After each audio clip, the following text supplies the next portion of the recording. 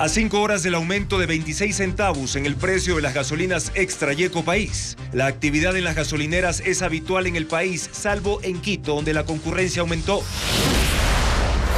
En la segunda entrega de la serie sobre las avionetas en la Amazonía, Televistazo muestra su rol crucial en el transporte de alimentos y medicinas. Las centrales Agoyán y San Francisco volvieron a operar al 100%. Tras el deslave de hace 2 semanas, pero limpiar la central Agoyán tardará 14 días. El presidente Daniel Noboa firmó un decreto con el que ordena al Ministerio de Salud poner a funcionar los equipos médicos en todos los hospitales públicos del país en un plazo de 90 días. Expectativa en Estados Unidos por primer debate presidencial televisado entre Joe Biden, quien busca la reelección, y Donald Trump, la revancha. El mano a mano durará 90 minutos. El Consejo de Participación designó a Ricardo Morales como defensor público, luego de 2 años de un accidentado proceso. La Tri está a punto de aterrizar en Phoenix para jugar este domingo con México por el segundo cupo de su grupo en cuartos de final de la Conmebol Copa América. La tricolor recupera a su goleador, Ener Valencia. Los loros, tortugas y monos son las especies más apetecidas por los traficantes de animales silvestres en Ecuador, que hasta los decoloran para ocultarlos. ¿Qué tal, amigos? Buenas noches, bienvenidos a Televistazo Estelar. A pocas horas de que se aplique el incremento en el precio de las gasolinas extra y Ecopaís, varias estaciones de servicio ya registran una mayor actividad. Conductores buscan tanquear sus vehículos con el valor actual porque desde mañana el aumento será de 26 centavos por galón en esos combustibles, informa Diana Bermeo. Hoy es el último día que se venderá combustible con el subsidio total. Desde este viernes, el galón de las gasolinas extra y Ecopaís costará $2.72. Así lo dispuso el presidente Daniel Noboa en un decreto ejecutivo. A partir de las 0 horas del 28 de junio se modificarán los valores en los sistemas de las 1.250 estaciones de servicio del país. El procedimiento es sencillo, toma apenas 5 minutos. Se realizará a las 23:55. Somos el 50% que tenemos un software de facturación automática, pues es poner la pantalla, cambiar el precio, hacer clic y ya está. Los que no tienen facturación automática, pues tienen un computador en las islas en el que se digita manualmente el valor. En Quito, durante la mañana, en las estaciones de servicio, la atención fue la habitual. Los usuarios esperaron un promedio de 5 minutos para ser atendidos. En la tarde aumentó la concurrencia y hubo fila en algunas gasolineras. Televistazo constató que en 3 estaciones no se vendía extra. Los despachadores argumentaron que ya no tenían. En Guayaquil y Cuenca no hubo congestión en las estaciones de servicio hasta el final de la tarde. El 98% de conductores solicitan extra y Ecopaís, las gasolinas cuyo precio aumentará. Y cerca de 23.000 taxis, camionetas y tricimotos serán parte del primer paquete de compensaciones tras el incremento en el precio de los combustibles. Diego Puente explica en qué consisten los cálculos para saber si recibirán más o menos dinero cada mes. El incremento a las gasolinas extra y Ecopaís, que regirá desde las 0 horas de este viernes, deja dudas entre los consumidores. Televistazo pidió al Ministerio de Transporte absolver 2. ¿Hasta cuándo regirán los nuevos precios? Este primer aumento de 26 centavos por galón estará vigente 14 días. El 12 de julio se dará a conocer los nuevos valores de las gasolinas extra y Ecopaís. Cada mes serán recalculados según el precio internacional. Debido al sistema de bandas, no habrá aumentos mayores al 5% o reducciones mayores al 10% con relación al precio anterior. La compensación es fija. El gobierno estableció una compensación de $40.56 para los taxistas, $37.70 para las camionetas de uso comercial y $23.40 para tricimotos. La compensación varía mes a mes. Para el cálculo se tiene en cuenta una base, los galones de gasolina. En el caso de los taxis son 156 al mes. Esa cifra se multiplica por el porcentaje de incremento o de reducción. En este caso, a los 26 centavos se suma el 5% del incremento y da un total de 39 centavos por galón. La compensación entonces pasará de $40,56 a $60,84. Si existen condiciones internacionales que obliguen a reducir el 10% del valor de los combustibles, no habrá compensación. El gobierno pagará este primer mes a 23.700 taxis, tricimotos y camionetas inscritos en el sistema digital. Para los que no lo han hecho, la plataforma sigue abierta. Habitantes de la comuna Bajada de Chanduy quieren reclamar la propiedad del terreno donde ayer se empezó a construir la nueva cárcel de Santa Elena. Se trasladaron ya a Guayaquil incluso para interponer una medida cautelar con el objetivo de paralizar esa obra. Aseguran que el gobierno se ha negado a escucharlos. Luisa María Heredia conversó con ellos.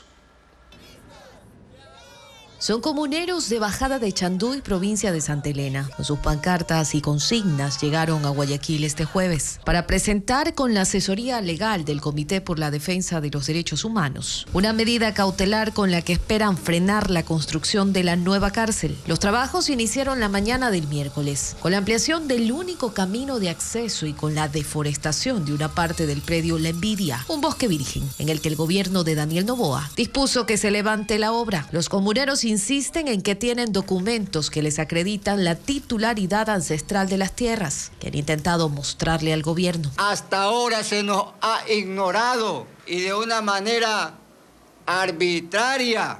Por eso, además de la medida cautelar, interpondrán otras acciones constitucionales para intentar levantar la reserva que pesa sobre el proyecto y que, según el Servicio de Atención Integral a Personas Privadas de Libertad, SNAI, responde a temas de seguridad nacional. Porque son cuestiones de interés general. La preservación de bosques, la preservación de ecosistemas no es información reservada. Aseguran que el gobierno está cometiendo también un delito ambiental, pues si bien el bosque no forma parte del Sistema Nacional de Áreas Protegidas, como especificó el Ministerio del Ambiente, sí está situado dentro de un área de conservación provincial que fue legalizada el año pasado. Tenemos el área de reforestación puesta ahí por Espaco, que es la provincia de Santa Elena. Él no está respetando ese acuerdo que hemos tenido muchos años. Para levantar la denominada cárcel del encuentro se intervendrán 16,8 hectáreas de un área total de 300 hectáreas que fueron embargadas por el Estado, de acuerdo a lo especificado por SNAI.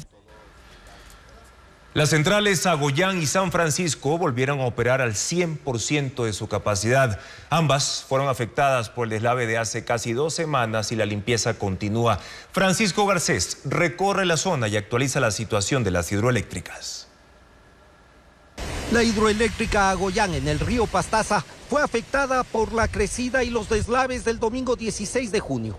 El viernes pasado entró en operación con una de sus 2 turbinas y desde este miércoles recuperó el 100% de su capacidad con sus 2 generadores funcionando. Uno de los deslaves de ese día afectó la casa de máquinas.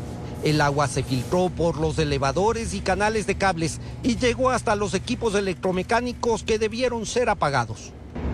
Esta casa de máquinas se encuentra a 120 metros de profundidad en la montaña y fue afectada por el deslave de hace ya casi 2 semanas. Por eso aquí todavía continúan los trabajos de limpieza. Son más de 40 personas que dedican sus 3 turnos a hacer la limpieza, que durará al menos 2 semanas. Mientras el trabajo para sacar el agua y el lodo aún acumulados continúa, los generadores están operativos y entregan 156 megavatios al país. Lo mismo hace la hidroeléctrica San Francisco, que también dejó de operar ese día. 2 semanas después ya entrega 212 megavatios al sistema eléctrico nacional. Mientras tanto, 12 días ya tiene sin operar la central hidroeléctrica Alao de la empresa eléctrica de Riobamba, luego de un aluvión que destruyó un tramo del canal de conducción de agua. Ángel Pilatuña amplía esta noticia. Han pasado 12 días desde que un aluvión en la comunidad Misniac de la parroquia Pungalá destruyó 20 metros el canal de conducción de agua de la central hidroeléctrica Alao de la empresa eléctrica Riobamba. Enormes rocas, troncos y lodo descendieron por el río, impactando la infraestructura de hormigón por lo que las compuertas que están a 2 kilómetros tuvieron que ser cerradas. Esta central produce 10.4 megavatios de energía, distribuye en 3 alimentadores a 3 parroquias rurales de Riobamba, al cantón Chambo y a la subestación Guamote. Pese a que por ahora no está operando, no hay reportes de cortes de energía en estas áreas. El canal ahora deberá ser reconstruido, pero ante el aislamiento de la comunidad por la destrucción de 2 puentes, ni siquiera ha podido entrar maquinaria a retirar escombros, mientras una retroexcavadora de la parroquia Pungalá y otra de la prefectura de Chimborazo operan en 3 frentes para habilitar un paso por la ruta Pungalá-Alao y poder llegar hasta la zona de la emergencia. Han quedado sin transportes, sin comunicación. A 2 kilómetros en la comunidad Maguazo, el desbordamiento del río afectó las redes del Plan Maestro de Agua Potable, proyecto con el que se esperaba abarcar toda la ciudad y que este mes se encontraba en fase de prueba. El sedimento arrastrado por la corriente mantiene obstruidos los accesos. Además, los deslizamientos de tierra han dejado expuestas las tuberías en varios tramos a lo largo de 9 kilómetros. Al momento, técnicos de la empresa municipal de agua potable evalúan los daños y colocan soportes para proteger la infraestructura de otros deslaves. El presidente de Estados Unidos, Joe Biden, y el expresidente Donald Trump estarán cara a cara durante 90 minutos. Ambos protagonizarán el primer debate presidencial por las elecciones en el país norteamericano, que será transmitido por nuestra cadena aliada CNN.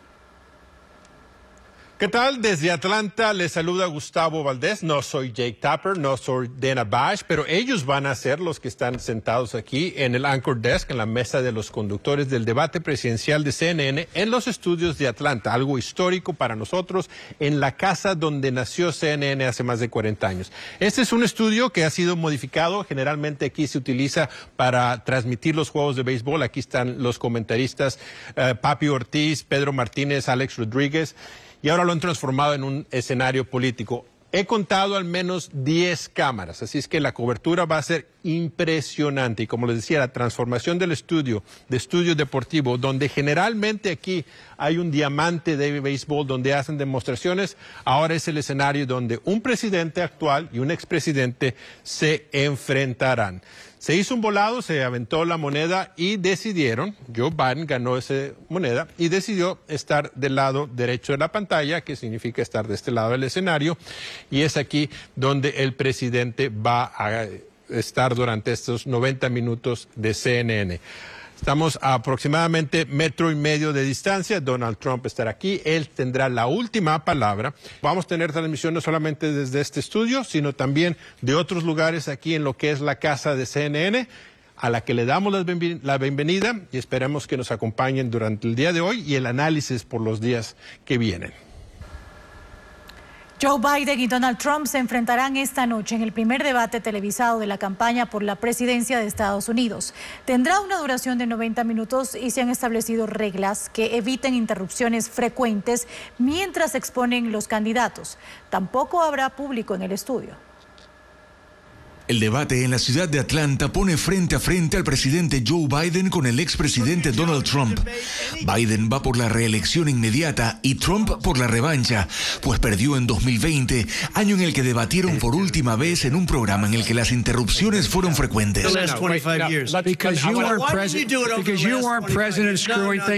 Esta vez los micrófonos se abrirán solo cuando sea el turno de hablar.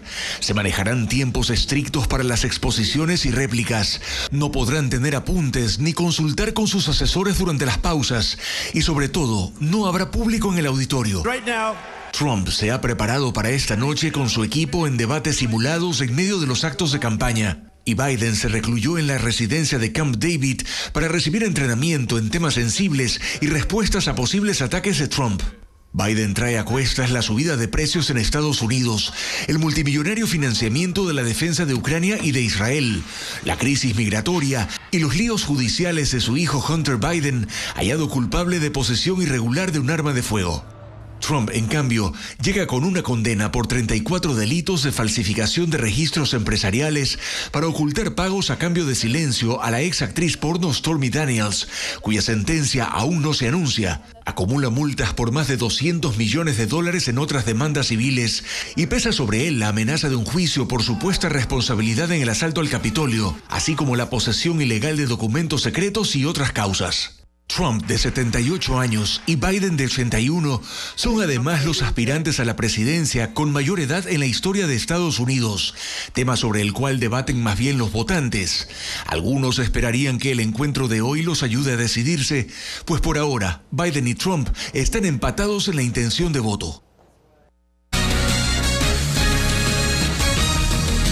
Aunque el tráfico de fauna silvestre implica de 1 a 3 años de cárcel, la comercialización ilegal de animales no cesa. Vanessa Robles reporta que loros, tortugas y monos son las especies más traficadas. Este mono chorongo bebé, nativo de la Amazonía ecuatoriana, era la mascota de un hogar en el Guasmo Sur de Guayaquil. Al igual que este mono capuchino de 3 años, rescatado de una vivienda en Naranjal. Lo mismo le pasó a este mapache bebé de 3 meses, que fue encontrado en Durán. La Policía Ambiental llevó esta semana a los animales a la Fundación Proyecto Sacha, en el norte de la ciudad.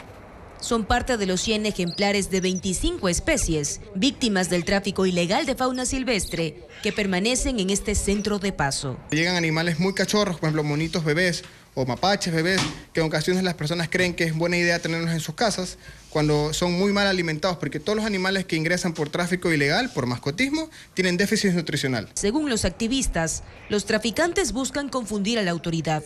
Este perico vicuña, por ejemplo, nativo de Ecuador, es de color verde, pero para traficarlo fue decolorado. Para cambiar el aspecto de los animales, en otros casos, usan cloro, agua oxigenada o tinte para cabello. Otros animales traficados son lechuzas, sajinos y ocelotes, además de ejemplares salvados del mercado internacional, como estas tortugas californianas. Nosotros tenemos cerca de 20 personas que activamente están en nuestras instalaciones.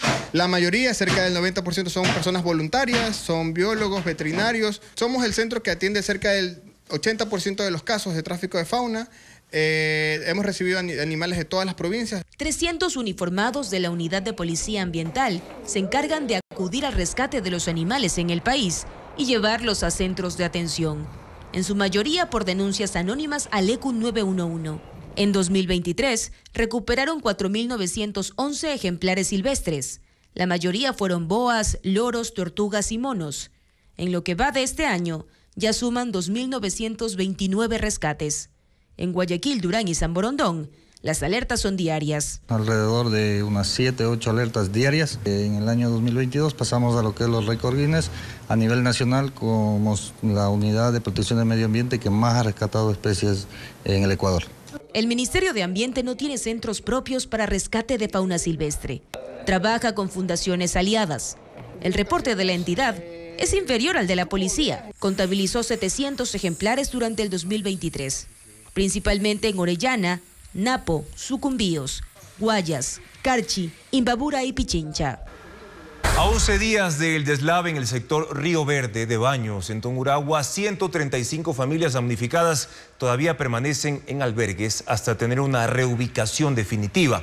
Las autoridades ofrecen ahora un plan habitacional donde podrán asentarse, pero su entrega estaría lista para febrero del próximo año, como lo explica Fabián Villa. A 11 días del aluvión que arrasó con la población de 1.700 habitantes de Río Verde en Baños, provincia de Tungurahua, 135 familias que perdieron sus casas y terrenos en los sectores del Placer y Quilloturo aún se encuentran en albergues y otras están viviendo con sus familias. El municipio local asegura que está en trámite la donación de un terreno de 44.000 metros cuadrados en el sector de La Martínez, de la parroquia Río Verde, donde se construirá 145 viviendas para todos los pobladores de los 2 caseríos afectados. El Ministerio de Vivienda dice que invertirá unos $5 millones para este proyecto habitacional, cuyos trabajos comenzarán dentro de 2 meses. Para ahorrar gastos en mano de obra, se pedirá la ayuda de toda la población y se espera entregar las nuevas viviendas en febrero del 2025. Toda la comunidad del Placer y de Quilloturo, al 100%, estas personas se tienen que ir de aquí y las casas tienen que ser demolidas.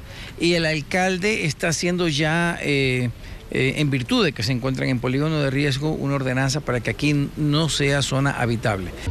A los damnificados no les queda más que esperar en los albergues. En estos sitios relatan que enfrentan otro problema: las deudas adquiridas con bancos o cooperativas para sembrar naranjilla y tomate de árbol en sus terrenos, plantaciones que prácticamente desaparecieron con el deslave. No sé, también ahí sí quisiera también pedir, no sé, al Estado a ver cómo nos puede ayudar, porque no es que se debe a lo mejor 100, 200. La gente aquí hacemos préstamos de 20,000, 30,000. ¿Para qué? Para largo plazo, para poder producir. En el sector de La Merced se coloca un puente Bailey de 51 metros de largo y un solo carril que estará operativo en 8 días. Y la vía Baños Puyo sigue totalmente cerrada al tráfico vehicular. La ayuda que llega con alimentos y medicinas se logra ingresar realizando transbordo. El Ordeño ganó la puja en 3 zonas para dar alimentación escolar por un monto superior a los 150 millones de dólares. Entre los accionistas de esta empresa constan familiares del presidente de la República. Diego Puente con el informe. Familiares del presidente de la República, Daniel Noboa, están entre los accionistas de la empresa que ganó 3 pujas para la alimentación escolar para los próximos 2 años. En el portal de compras públicas se habilitó el proceso de subasta inversa. En 3 de ellos, que suman 154 millones de dólares, ganó la Corporación de Alimentos y Bebidas, Corpave. Esa firma está constituida por 2 accionistas. El 99% pertenece a El Ordeño y menos del 0.001% a Inseragro, que también tiene como principal accionista a El Ordeño. ¿Dónde aparecen los familiares del presidente? Según la Superintendencia de Compañías, Agroindustria San Esteban es parte de las accionistas del Ordeño. Isabel Noboa Pontón tiene acciones en esa empresa. San Esteban también está constituida por Empacadora del Litoral, Empacar, que tiene como accionistas a Isabel Noboa y otros miembros de la familia del presidente, según información de la Superintendencia de Compañías. El Ordeño entregará leches, jugos, galletas y barras nutricionales en las escuelas del país a un costo que oscila entre 32 centavos y 36 centavos por ración. Esa firma aceptó el 20 de junio que Noboa Pontón es parte de su paquete accionario, pero aseguró que eso no ha influido en la adjudicación del proceso de contratación pública. El mensaje fue borrado de sus redes y se puso otro comunicado que señala que Agroindustria San Esteban tiene un porcentaje ínfimo de acciones en El Ordeño y que eso no les inhabilita para participar de procesos de contratación pública. La ley de contratación prohíbe a los funcionarios públicos, incluyendo al presidente, celebrar contratos con familiares hasta el 4º grado de consanguinidad y 2º de afinidad. No obstante, El Ordeño cita el artículo 250 del reglamento que indica que esa normativa se aplica cuando ese familiar es socio o accionista mayoritario, es decir, que posea más del 50%.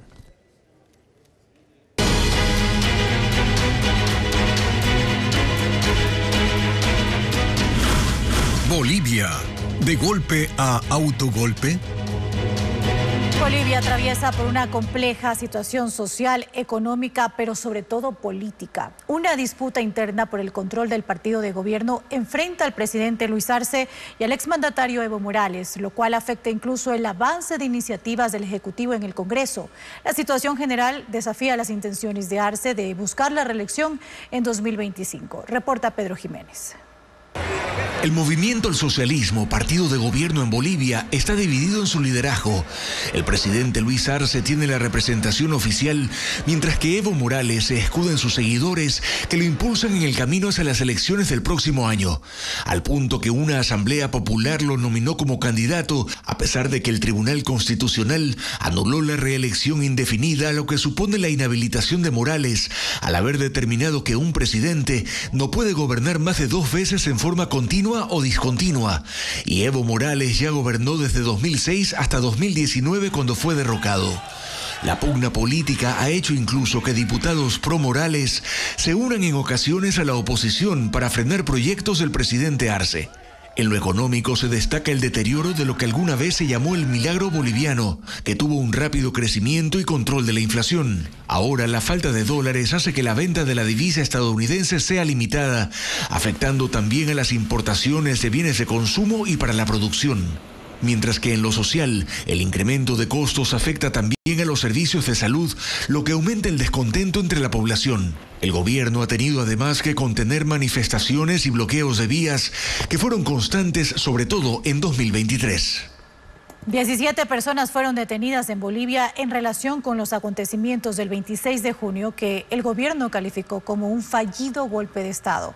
Se trata de oficiales del Ejército y la Marina, así como jefes de la Policía Militar. La administración del presidente Luis Arce dice haber retomado el control de la situación.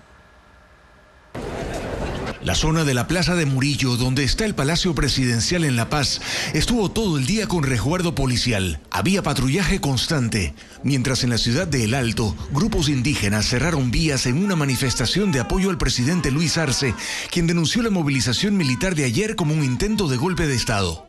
Dos de los protagonistas, el excomandante del Ejército Juan José Zúñiga y el vicealmirante de la Armada Juan Ernest Salvador, fueron los primeros detenidos.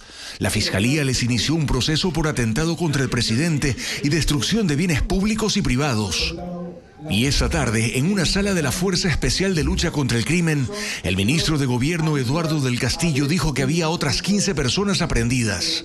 Los clasificó por su participación en grupos de planificación, organización y ejercicio de la fuerza. Hay comandantes de brigadas, jefes de la policía militar y personal de inteligencia. Todos militares, menos uno. Aníbal Aguilar Gómez, el único civil, presunto ideólogo de la insurrección, hermano de un exministro de Educación durante el gobierno de Evo Morales y supuestamente parte de su entorno político. Aguilar negó las acusaciones y se declaró en huelga de hambre. El ministro de Gobierno dijo también que buscan a otras 6 personas en relación con los acontecimientos de ayer y junto a las investigaciones que ha iniciado el Ministerio Público, también comenzará un proceso militar contra los implicados de Fuerzas Armadas. Y las declaraciones del ex comandante de las Fuerzas Armadas de Bolivia acerca de un pedido del presidente Luis Arce crea más tensión e inquietudes sobre el fallido golpe de Estado. Patricio Díaz informa las preguntas que generaron los hechos de este miércoles. El presidente me dijo que la situación está muy jodida, esta semana va a ser crítica, esta semana. Entonces es necesario preparar algo para levantar mi popularidad. Y le pregunto, ¿sacamos los blindados? Saca. Estas declaraciones del líder del levantamiento militar y excomandante de las Fuerzas Armadas de Bolivia, Juan José Zúñiga, agudizaron las inquietudes en el país. ¿Fue golpe o autogolpe? Los analistas bolivianos no saben si creerle, pero reconocen la confusión que generó luego de la tensa jornada del miércoles. Raúl Peñaranda, de Brújula Digital, recordó la debilidad que atraviesa el gobierno y pregunta por qué el presidente no ordenó la detención de Zúñiga cuando lo encaró. En el diario recogen opiniones de expertos y politólogos que van por la línea del autogolpe, como Franklin Pareja, que se extraña de que a pesar de ser un intento de golpe, ambas partes dieron declaraciones en directo sin el mínimo estrés. Todo esto abrió espacio también a la oposición para acusar al gobierno de querer levantar la popularidad del presidente. Senadores y diputados han acusado al régimen de un show mediático y montaje. Un montaje que ha sido totalmente fabricado para poder supuestamente levantarle la popularidad al decadente sujeto que tenemos como presidente. Claro, es que ya se veía algo absolutamente raro, ¿no? Una vez más, un plan mal cocinado. Los legisladores oficialistas criticaron esos cuestionamientos. De ninguna manera un autogolpe, no existe ese autogolpe. Aquí ha habido intentos de golpe de Estado y militar a un gobierno electo democráticamente. El gobierno salió también a defenderse de las aseveraciones del excomandante y de la oposición. La ministra de la Presidencia, María Nela Prada, calificó de irresponsable el intento de posesionar esa teoría y resaltó la versión dada por Zúñiga tras su detención, según la cual el golpe no tuvo éxito porque los refuerzos tardaron en llegar. La oposición pide una investigación incluso internacional sobre si hubo golpe o autogolpe.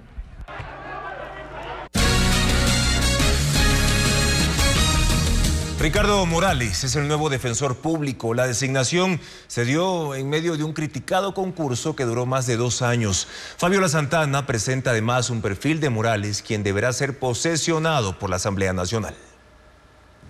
El polémico concurso para elegir defensor público llegó a su fin luego de más de 2 años. La noche de este miércoles, el Pleno del Consejo de Participación Ciudadana, con 4 votos, designó a Ricardo Morales Vela como el nuevo defensor público. La mayoría de consejeros desconoció el informe vinculante de la Comisión Ciudadana de Selección, que había dejado fuera a Morales por un impedimento para ejercer cargo público. El consejero Juan Esteban Guarderas, quien votó a favor de la designación de Morales, dijo que también debería investigarse por qué Morales presentó una declaración juramentada de inicio de funciones de defensor público en la Contraloría antes de su designación. La decisión se tomó con base en un informe de la Coordinación Jurídica, que además recomendó que las actuaciones de la Comisión Ciudadana de Selección sean revisadas por la Contraloría e investigadas por la Fiscalía. Morales fue el 6º mejor puntuado del concurso con 76.6 sobre 100. Fue subsecretario de Justicia en el gobierno de Rafael Correa y miembro de la Comisión de Pacificación Carcelaria en el gobierno de Guillermo Lasso. Será posesionado por la Asamblea una vez que el Consejo de Participación Ciudadana notifique la designación. La minera Comiange deberá suspender sus operaciones en 3 concesiones mineras en La Maná. Lo decidió un tribunal que determinó que esa empresa ha explotado minerales sin tener todos los documentos habilitantes. Francisco Garcés actualiza esta información. La minera Comiange debe suspender inmediatamente sus operaciones en 3 concesiones en el cantón La Maná, en Cotopaxi. Lo decidió el tribunal especializado en delitos de corrupción y crimen organizado. La empresa explotaba oro y otros minerales en los campos Jimena, Jimena 1 y Campo Nosul, que le fueron concesionados en el 2015. Los jueces determinaron que la minera operó 8 años esas concesiones sin licencias ambientales, permisos diversos y sin cumplir los requerimientos técnicos de operación, y que también las autoridades de control incumplieron sus obligaciones pese a continuas denuncias. A los jueces llamó la atención que desde el 2016 las autoridades de la Agencia de Regulación y Control de Energía y de los Ministerios del Ambiente y Energía no actuaron sobre las irregularidades, pese a la existencia de 22 informes técnicos de esas entidades que detallaban los problemas. Incluso uno de la Agencia de Regulación, que en el 2016 calificó de minería ilegal la actividad de Comiange en el campo Jimena 1. Así se acumularon los daños ambientales en las áreas de concesión y fuentes de agua. Por eso los jueces ordenaron que la empresa no vuelva a operar hasta cumplir con todos los requisitos legales, que las autoridades inspeccionen las áreas con problemas ambientales y verifiquen su remediación y que inicien los procesos de sanción que no impulsaron en 8 años. Y no solo eso, deberán realizar una auditoría para determinar por qué no tomaron las decisiones para evitar los daños ambientales. Los hospitales públicos del país tienen 90 días para que sus equipos de diagnóstico estén completamente operativos. En el caso de incumplir esa medida, habrá remoción de cargos, como lo informa Luis Alfredo Zúñiga. La disposición la dio el presidente Daniel Noboa mediante el decreto 312. El Ministerio de Salud tiene un máximo de 90 días para que todas las unidades de salud del país pongan operativos sus equipos de diagnóstico y pone especial atención en 4 de ellos: los tomógrafos, equipos de rayos X, ecógrafos y monitores.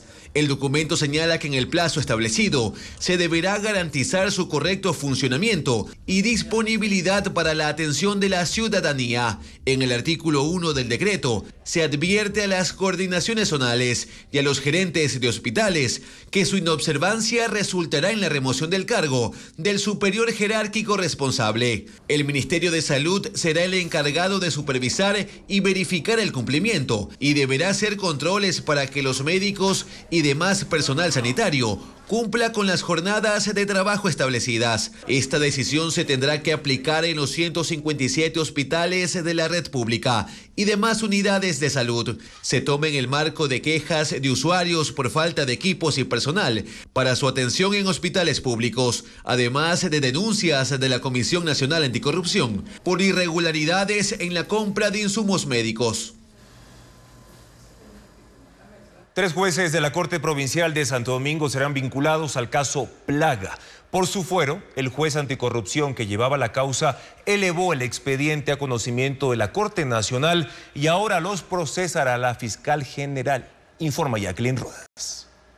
El caso Plaga, que tiene en prisión a 5 exjueces de primer nivel acusados de vender sentencias para liberar delincuentes, subió a la Corte Nacional y ahora está en manos de la fiscal general Diana Salazar. El juez anticorrupción Willer Choes se inhibió de seguir con la causa porque hay nuevos implicados que pertenecen a la Corte Provincial de Justicia de Santo Domingo de los Áchilas y por su jerarquía deben ser procesados y juzgados por fiscales y jueces superiores. La información deriva de los testimonios anticipados rendidos del pasado 14 de junio por los abogados Hugo Lara y Lenín Vimos, quienes están presos. Ambos detallaron los casos que manipularon en la justicia, entre ellos un habeas corpus negociado por Cristian Romero, actualmente prófugo y procesado en el caso Metástasis, para uno de sus clientes, César Ruano, que estaba preso en Quito por tráfico de migrantes. Lenín Vimos contó que Romero logró cambiarlo de cárcel a Santo Domingo para presentar allí una acción constitucional ante jueces comprados. Fue una acción de habeas corpus con certificados médicos adulterados del Ministerio de Salud Pública ante los señores Jorge Efraín Montero Berrú, Patricio Calderón Calderón y Efraín Luzuriaga de la Corte Provincial de Santo Domingo, a quienes se les entregó $60,000. Los 3 nombres que da son de los jueces que serán vinculados al caso Plaga. Lara corroboró el testimonio de Vimos. Aquí se evidenció una vez más el modo de actuar de Cristian Romero. Fue uno de los casos que obviamente él también manipuló y orquestó. A César Ruano le concedieron la libertad.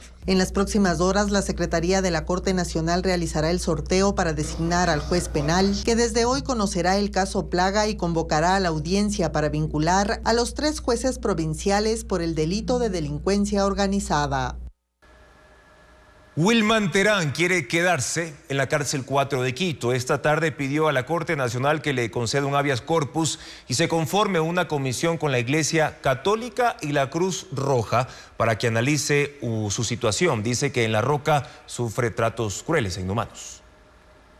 Desde el 11 de junio, Wilman Terán está temporalmente en la cárcel 4 de Quito. El servicio penitenciario lo trasladó a la capital para que atienda su juicio político en la Asamblea y las audiencias en la Corte Nacional, como procesado en los casos Metástasis y obstrucción a la justicia. Terán quiere quedarse en ese centro. Se niega a regresar a La Roca en Guayaquil. Presentó un habeas corpus y la tarde de este jueves pidió al tribunal que conforme una comisión con la Iglesia Católica y la Cruz Roja para que analice su nivel de peligrosidad y las condiciones que tiene en Quito frente a los tratos crueles e inhumanos que dice recibir en La Roca. También solicitó que le hagan un examen psicológico para que confirmen cómo le ha afectado el confinamiento, la falta de luz natural y los insultos y amenazas que asegura recibe de otros presos en Guayaquil. Las abogadas del SNAI, de la cárcel de Guayaquil y la Procuraduría rebatieron la exposición de Terán. Su permanencia en una cárcel de máxima seguridad obedece, según ellas, a informes de inteligencia que alertaron sobre un posible atentado en su contra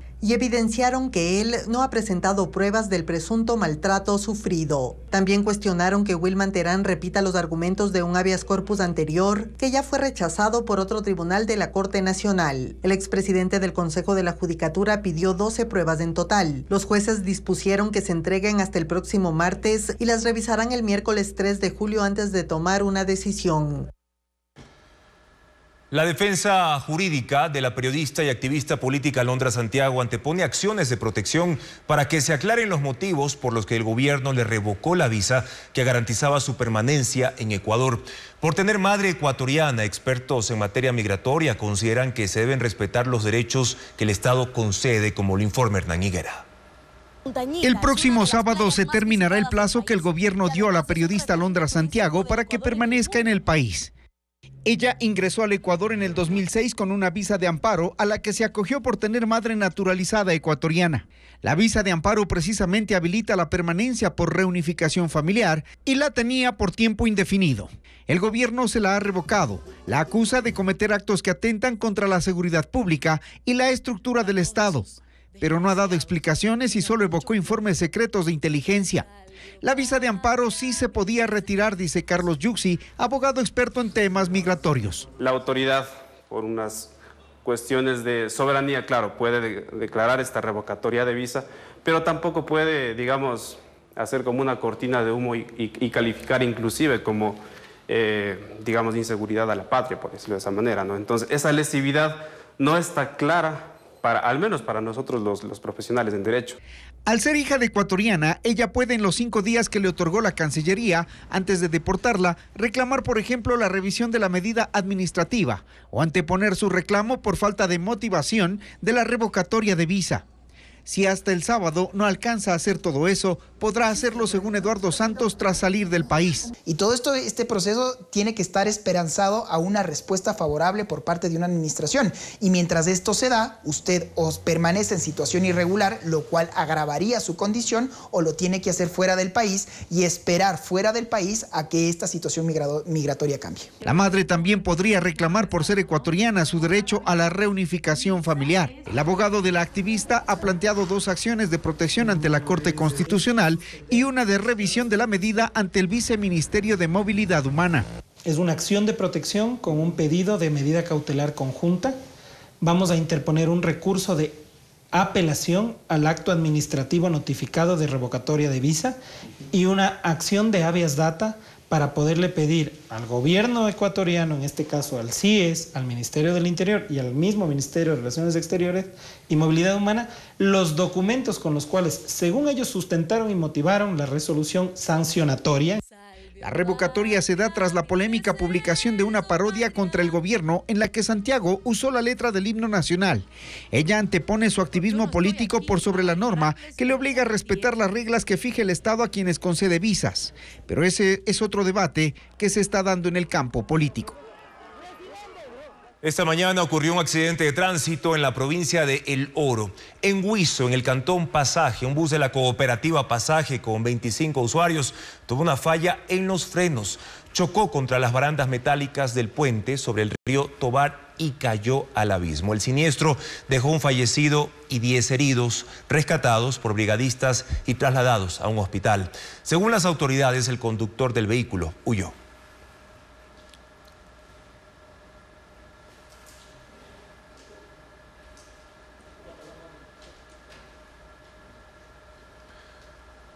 Una obra de teatro, un festival de cine para niños y la presentación de un ciclista ecuatoriano son las propuestas artísticas para este fin de semana. Vanessa Robles nos cuenta qué ciudades se llevará a cabo.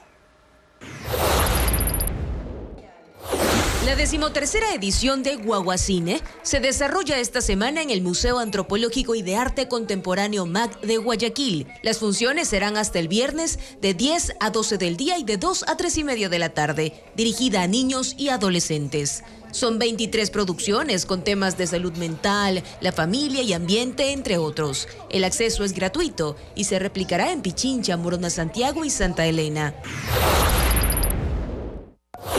Andes, la ruta de los sueños, es la función de despedida del grupo Imagino Teatro en Ecuador, que se realizará en el Patio de Comedias de Quito.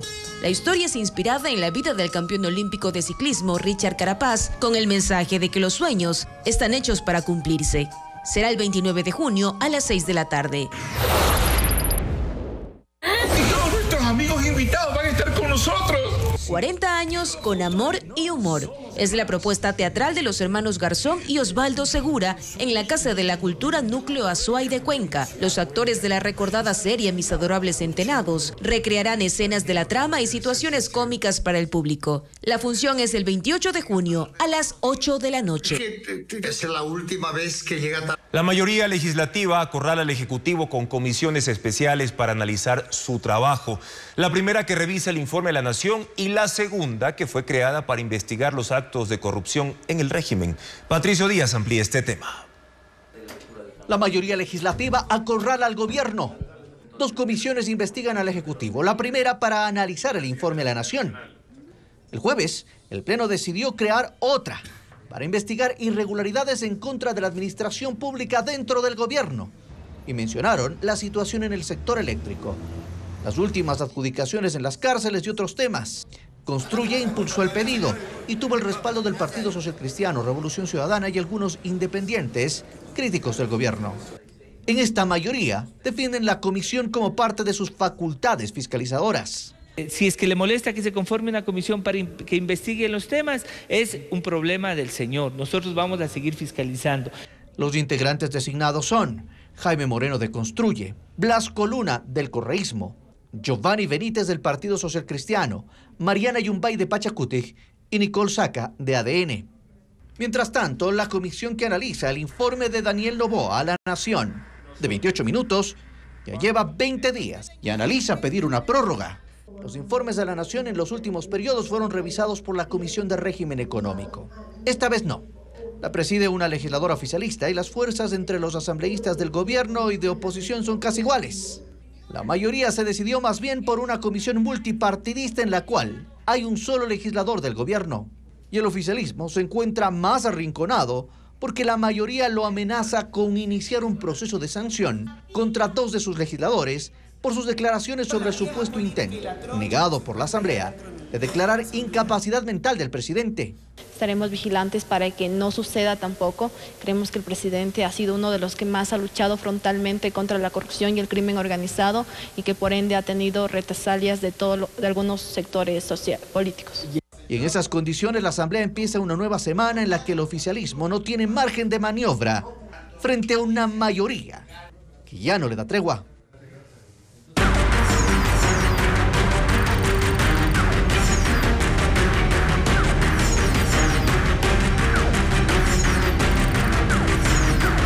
Avionetas, transporte en picada.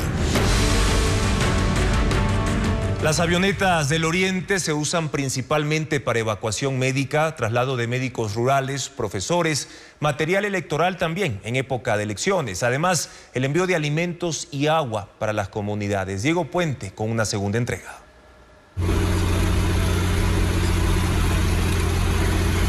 Taisha es el punto neurálgico de las operaciones aéreas en Morona, Santiago. Queda a 108 kilómetros de Macas y ahí llegan las avionetas de las 4 compañías que vuelan en la provincia antes de salir a cualquiera de las 202 comunidades. Son las 11 de la mañana y el capitán Paul Méndez alista todo para salir a Zapapensa, en la frontera con Perú. Que tengan un buen vuelo. Son 60 kilómetros. En la avioneta lleva pasajeros y material de construcción que enviaron familiares de los comuneros. Desde el aire se observa la pista de 930 metros. Apagado el motor, la gente descarga rápidamente y la avioneta queda lista para el regreso. Esta vez viaja Kivia, que necesita atención médica. Su hijo es el traductor porque su padre, al igual que la mayoría de adultos de aquí, solo habla shuar. Sí, estoy llevando en el hospital de Macas para hacer chequeo. El avión vuelve a Taisha para abastecerse de combustible. Hay una revisión técnica visual después de cada viaje.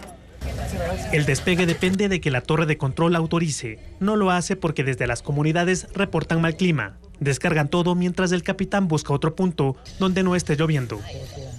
Entre los que esperan hay médicos rurales. Cada 15 días cambian de turno y entonces las avionetas llevan y retiran de las comunidades en una jornada a 40 profesionales. Hoy, 2 médicas van a Yubitsa, a 20 kilómetros. Renata y Kenia nunca habían subido a una avioneta antes de empezar la rural. Hoy están acostumbradas. La avioneta se ha vuelto una aliada para salvar vidas. Tipo de evacuaciones más comunes que tenemos aquí son picadura de serpiente, igual de alacrán y también las pacientitas obstétricas. La última evacuación que nosotros tuvimos fue de una amenaza de aborto de una paciente de 23 años de edad. Renata y Kenia no solo curan, participan de los eventos de la comunidad. El Día del Niño, por ejemplo, llevaron peluches y ropa a un agasajo. Renata hizo los postres pensando en proporcionar una alegría a los niños que solo salen a las ciudades cuando tienen emergencias médicas. Son las 5 de la tarde y la avioneta regresa a Taisha. Se reabastece y se dirige a Huampuk, a 55 kilómetros. Esta vez lleva desayunos escolares. Para Paul Méndez es una jornada normal. En días ajetreados hace hasta 10 viajes. Como cuando lleva kits electorales o sobrevuela el volcán Sankay con científicos del Instituto Geofísico. Y mañana, ¿quiénes son los pilotos que surcan los cielos amazónicos? Tendremos un nuevo informe. El candidato demócrata Joe Biden y el republicano Donald Trump protagonizan el primer debate de cara a las elecciones presidenciales en Estados Unidos. Nos enlazamos ahora con nuestra cadena aliada CNN. Escuchemos las intervenciones. que no ha tenido tropas muriendo en ningún lugar del mundo como él. Presidente Trump, quisiera hacer un seguimiento, si me permite. No ¿Puedo responderle? Le voy a hacer una pregunta y usted puede hacer lo que desea con ese minuto. Usted quiso imponer un 10% de productos que vienen de Estados Unidos. ¿Cómo garantizar de que esto no va a aumentar los precios? No va a subir. Realmente los países nos han estado engañando desde hace años, como China y muchos otros. Realmente les va a obligar a pagarnos mucho dinero para reducir el déficit espectacularmente y darnos poder para otras cosas, pero él lo que quería decir, lo único es que le he dado el recorte de impuesto mayor de la historia y eliminación de reglas y reglamentos, y luego bajó el empleo y volvió a rebotar, y él toma crédito por eso. No se puede. Y dijo que había una inflación del 9%.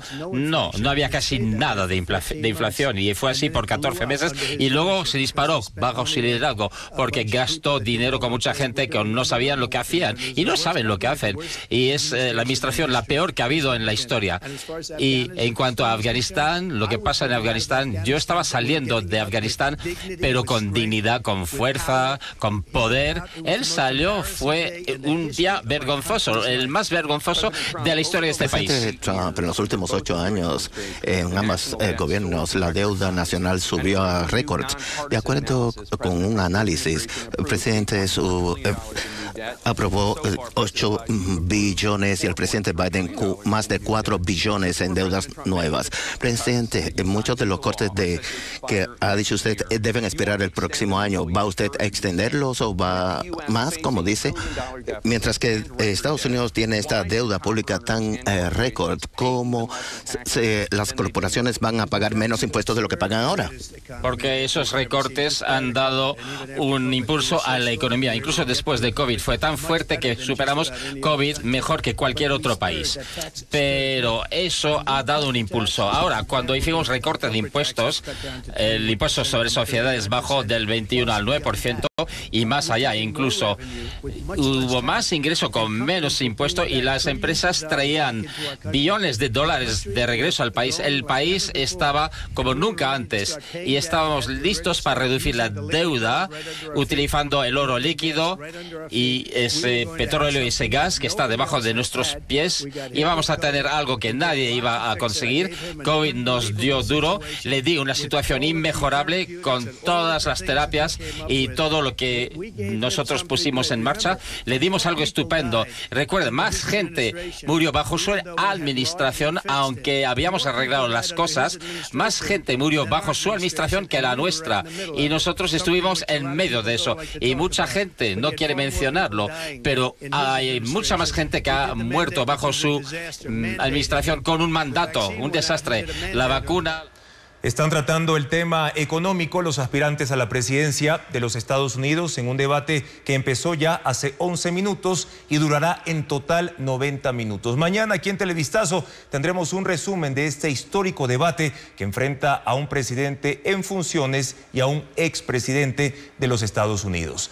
Les contamos ahora que 2 universidades de Ecuador participaron en un estudio mundial que mide la actividad del emprendimiento en 49 países. El informe señala que Ecuador es la nación más emprendedora de América Latina y entre las motivaciones está la falta de empleo.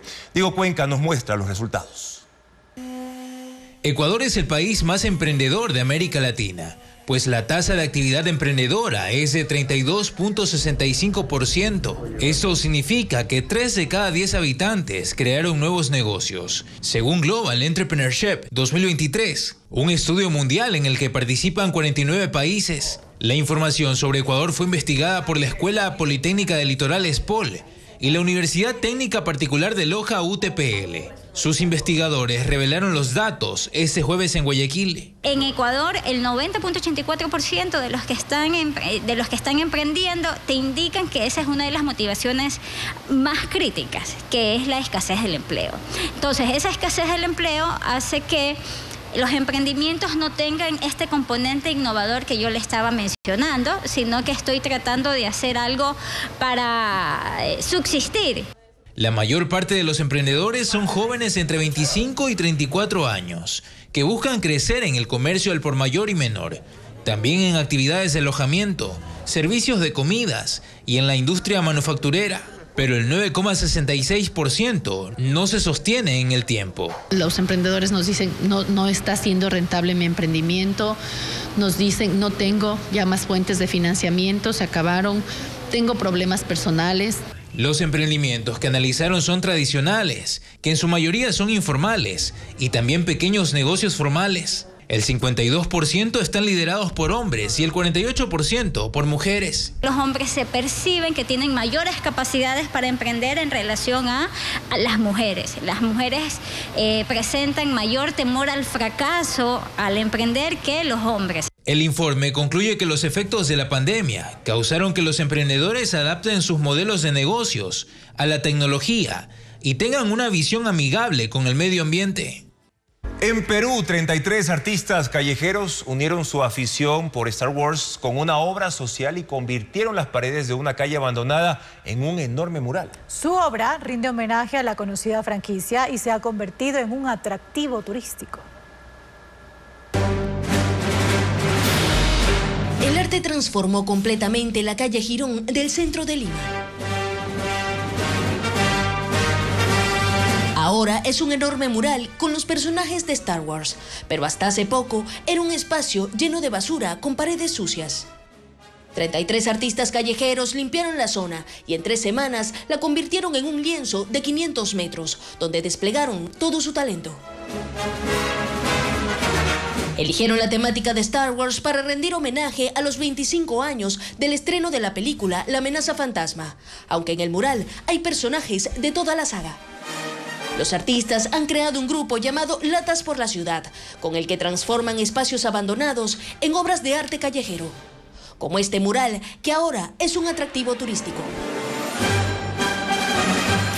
Recuerde que a partir de las 0 horas de mañana el galón de las gasolinas Extra y Ecopaís subirá de precio. El aumento es de 26 centavos y se aplicará hasta el 11 de julio. Gracias por su sintonía y confianza de siempre, amigos. Mañana en Contacto Directo estarán Jaime Carrera, director del Observatorio de Política Fiscal, para analizar el efecto de la reducción del subsidio a los combustibles en el presupuesto nacional. Y también nos acompañará Virginia Lacio, subdecana de la Escuela de Negocios del ESPOL, para analizar si Ecuador es un país atractivo para la creación de emprendimientos. Sigan las noticias a toda hora en ecuavisa.com. Información siempre verificada y actualizada. Buenas noches.